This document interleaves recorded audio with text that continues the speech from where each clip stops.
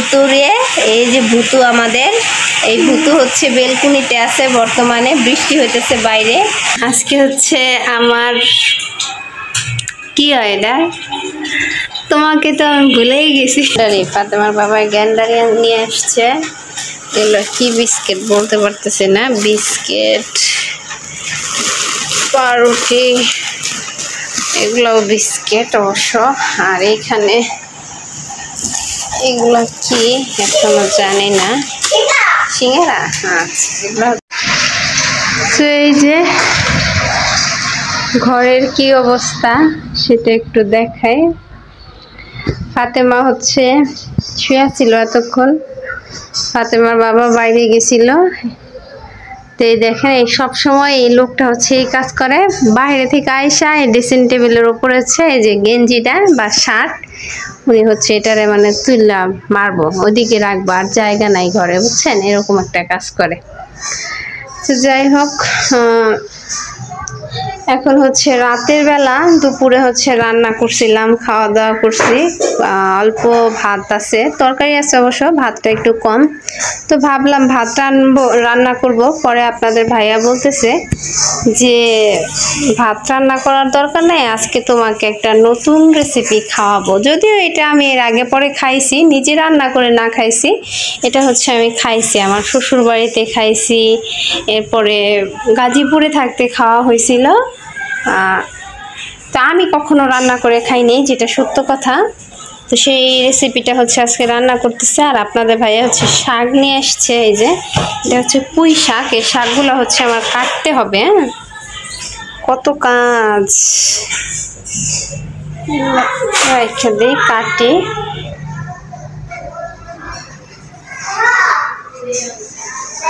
আর আমার মেয়ে কোলবালিশ নিয়ে কই যায় খেলে, দেখছেন, বেলকুনির মধ্যে কোলবালিশ নিয়ে যায়, এই যে খেলে, এদিকে হাতে মারি। আসসালামু আলাইকুম বাবা, সালাম দাও। তো কি অবস্থা সবার, আশা করি যে যেখানে আছেন সুস্থ আছেন, ভালো আছেন। জি আলহামদুলিল্লাহ, আল্লাহর অশেষ রহমতে আপনাদের তো ভালোবাসায় আমরাও অনেক ভালো আছি। তো গাইস, চলে আসলাম প্রতিদিনের মতো নতুন আরেকটি ব্লগ ভিডিও নিয়ে, শুধুমাত্র আপনাদের জন্য। আজকের এই ব্লগটি স্টার্ট করছি রাতের বেলা থেকেই আর কি, শুরু করতেছি আজকের ব্লগটা। তো যাই হোক, চলে আসছি আপনাদের মাঝে নতুন আরেকটি ব্লগ ভিডিও নিয়ে। তো আজকের দিনে হচ্ছে কি সারাদিন মিলায়া কি কাজকর্ম করলাম বা এখন কি করতে যাচ্ছি, সবটাই আপনাদের সাথে শেয়ার করতে যাব পুরো ভিডিওতে। তো আপনারা সবাই ধৈর্য সহকারে প্রথম থেকে শেষ পর্যন্ত আমার এই ভিডিওর সাথেই থাকবেন, সম্পূর্ণ ভিডিওটি দেখবেন, আশা করি ভালো লাগবে। আর আমাদের এই ভিডিওটি যদি আপনাদের কাছে ভালো লেগে থাকে, অবশ্যই লাইক, কমেন্ট, শেয়ার করবেন, আমাদের পাশে থাকবেন, আমাদের এই চ্যানেলটিকে অবশ্যই সাবস্ক্রাইব করবেন। আর যারা অলরেডি আমাদের এই চ্যানেলটিকে সাবস্ক্রাইব করে ফেলেছেন, তাদেরকে অনেক অনেক অনেক বেশি ধন্যবাদ। তো যাই হোক, যারা করেননি অবশ্যই আমার এই চ্যানেলটিকে সাবস্ক্রাইব করে নেবেন। তো আজকে হচ্ছে আপনাদের ভাইয়া নতুন একটি রেসিপি আমাদের বানিয়ে খাওয়াবে। তো সেটা কি, আমরা তো খাবো, তবে একা একা না, সবার সাথে ভাগাভাগি করে সবার সাথে শেয়ার করব। তো আজকে উনি কি বানাইতে যেতেছে, আসলে একটা কথা না বললেই নয় যে না এটা দেয়া এই নোংরা কিছু করো না। তো একটা কথা না বললেই নয়, সেটা হচ্ছে আমি যখন অসুস্থ ছিলাম, আমার শরীর স্বাস্থ্য খুবই খারাপ ছিল।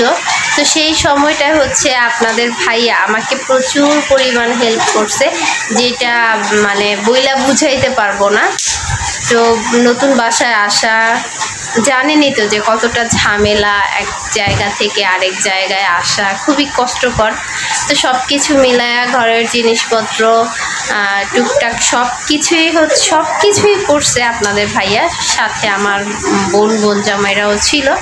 তবে এছাড়াও কিন্তু অনেক কাজ থাকে ঘরের, একটা আর কি, আমি আমার জায়গা থেকে বলতে চাইতেছি যেটা, যে একটা মেয়ে মানুষের অনেক কাজ থাকে ঘরের।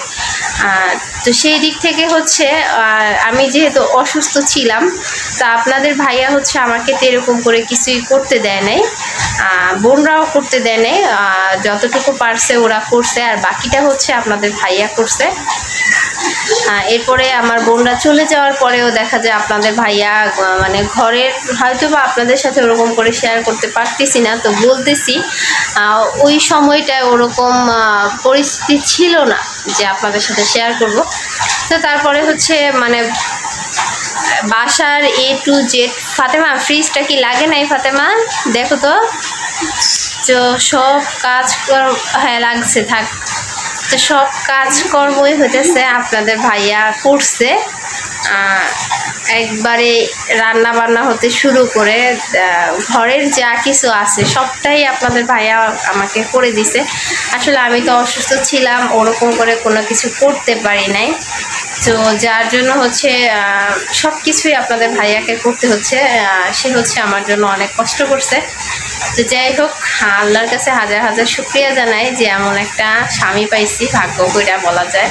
আসলে দেখা যায় এটা অসুস্থ হয়েছি ঠিক আছে, এটা ছাড়াও কিন্তু আপনাদের ভাইয়া এর আগে পরে আমাকে বিভিন্ন কাজে বিভিন্ন সময় হেল্প করে, এটা না বলা যাবে না কখনোই। প্রচুর পরিমাণ হেল্প করে, যখন যেটা পারে সেটা করে, হয়তো বা সবসময় বাসায় থাকে না, তারপরেও অনেকটাই হেল্প করে। তো যাক, এই দিক থেকে আমি খুবই লাকি বলবো। তো এরপরে হচ্ছে আজকে উনি বলতেছে যে আমাদের হচ্ছে উনি কি একটা রেসিপি বানিয়ে খাওয়াবে। তো সেটা কি বানাতে যাচ্ছে, ওনার বগুড়ার আর কি, বগুড়ার দেশের খাবার যেটা আর কি ওনাদের আছে না, মানুষের আঞ্চলিক কিছু খাবার দাবার আছে, কিন্তু যার যার এলাকার কিছু স্পেশাল খাবার আছে। তো সেই দিক থেকে হচ্ছে আপনাদের ভাইয়ার এলাকার বগুড়া জেলার স্পেশাল খাবার নাকি আজকে আমাদেরকে খাওয়াবে। তো আমি ওরকম করে আগে পরে কখনোই ট্রাই করি নাই, খাইছি বাট কখনো আর কি ওরকম করে নিজে রান্না করে খাই নাই। তো সেটা হচ্ছে আপনাদের ভাইয়া আজকে আমাকে রান্না করে খাওয়াবে। অসুস্থ ছিলাম, এখন আলহামদুলিল্লাহ অনেকটাই সুস্থ হয়েছি। তো আমাকে বলতেছে যে আজকে তোমাদেরকে একটা নতুন খাবার খাওয়াবো। তো দেখি চলেন কি খাবার খাওয়ায়, কি করে, আপনাদের সাথে সবটাই শেয়ার করার চেষ্টা করব পুরো ভিডিওতে। তো আপনারা সবাই আমাদের সাথে থাকুন, ভিডিওটি দেখতে থাকুন। আর আমার নতুন বাসাটা কীরকম হয়েছে অবশ্যই অবশ্যই আপনারা কমেন্টে জানাবেন। কি বলো?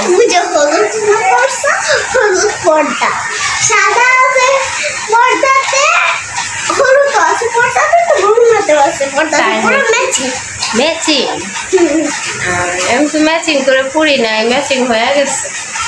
ওইটা তো হলুদ না, ওইটা বাসন্তী কালার। আমি পড়ছি এটাও বাসন্তী কালার, সাদা আছে সাদা আছে। আমার মেয়ে কত হিসাব নিকাশ করছে দেখছেন।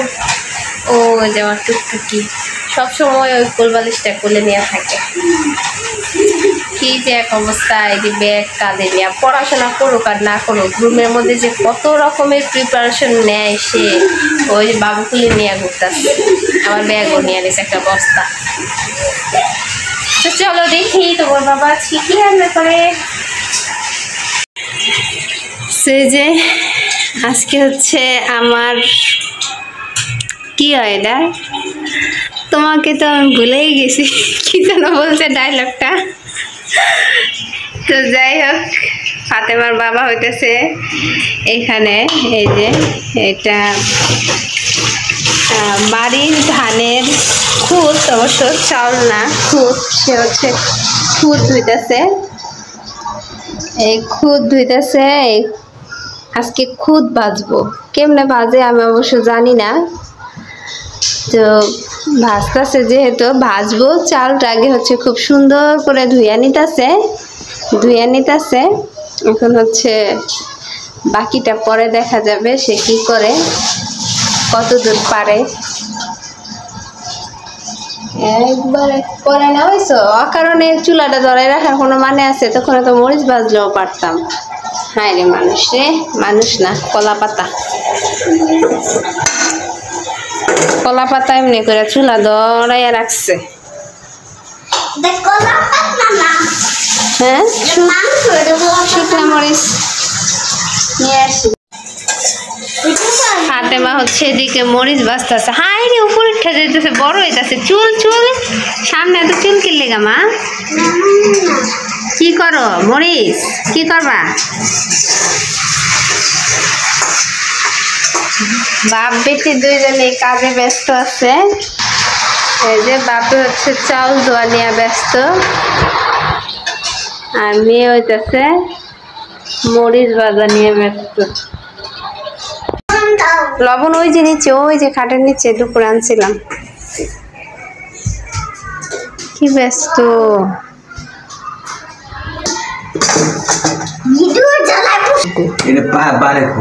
ওই দিক ঘুরাও। আরে ঝুলা তো কি তুমি ভাঙ্গা লাইবা? দেখি কোন দিকে, এটা কোন দিক নিলা? বন্ধ সবসময় এই দিক ঘুরে, এদিক ঘুরে একবারে কমে এই দিক, আবার এইটারে এদিক ঘুরাইতে গেলে চাবি ভেঙে যাব।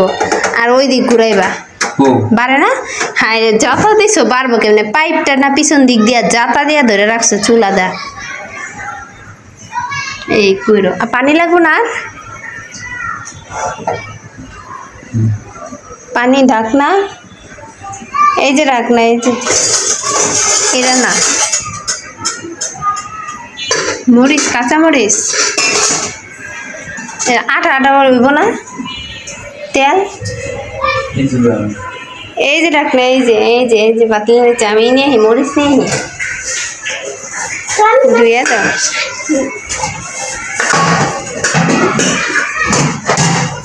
মা গো মা, নাড়া দেওয়ার লেগে একজন রেডি। দেই সরো ফাতেমা, সব সময়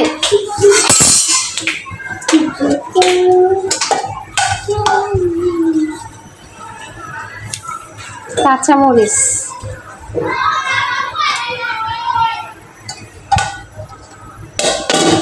কোনটা বের করে দাও।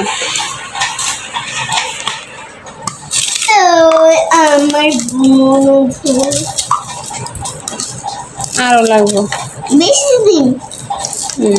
মরিচটা বেশি বাজে হয়ে গেছে, আরো দাও। ডিম লাও আরো লাগবো মা। দাঁড়াও, সব দিয়ে দিবি। দিছি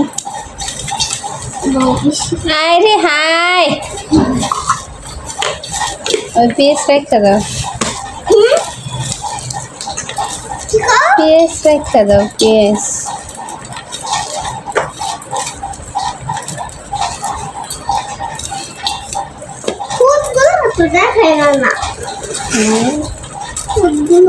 দেখি নিয়ে এসো কড়াই দেখে, এদিকে রাখো। ঢাকনাটা তুলো দিলে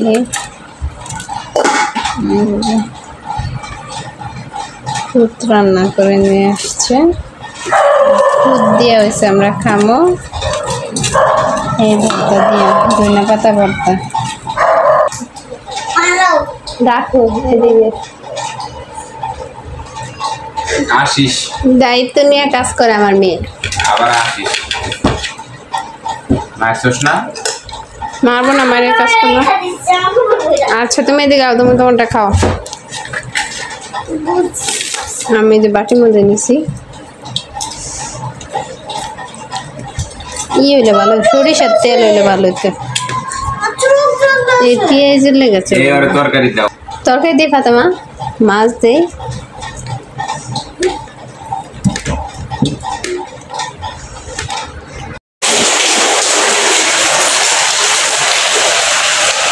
তো এই যে এটা হচ্ছে আমার রুমের, তো এই যে এটা হচ্ছে আমাদের ড্রয়িং রুম। বাইরে হচ্ছে প্রচুর পরিমাণে বৃষ্টি হয়ে যাচ্ছে, যার জন্য ইয়া করতে পারতেছি না, বাইরের শব্দ আসতেছে। আর এইখানে হচ্ছে আমি রাখছি আমার ভাতের র্যাক, যেটা এটা হচ্ছে এইদিকে রাখছি। তো এটা হচ্ছে ড্রয়িং রুম, যেটা সেটা হচ্ছে ড্রয়িং রুম। আর এইদিকে হচ্ছে যে এটা হচ্ছে আমার রান্নাঘর বলা যায়। তো এই রান্নাঘর হচ্ছে এইদিকে। তো এই যে চুলা, এখানে হচ্ছে হাঁড়ি পাতিল। এই যে এই বাসায় হচ্ছে লাইনের গ্যাস নাই, সিলিন্ডার গ্যাস। আর বাইরে হচ্ছে প্রচুর পরিমাণে বৃষ্টি নামছে, দেখেন প্রচুর পরিমাণে বৃষ্টি।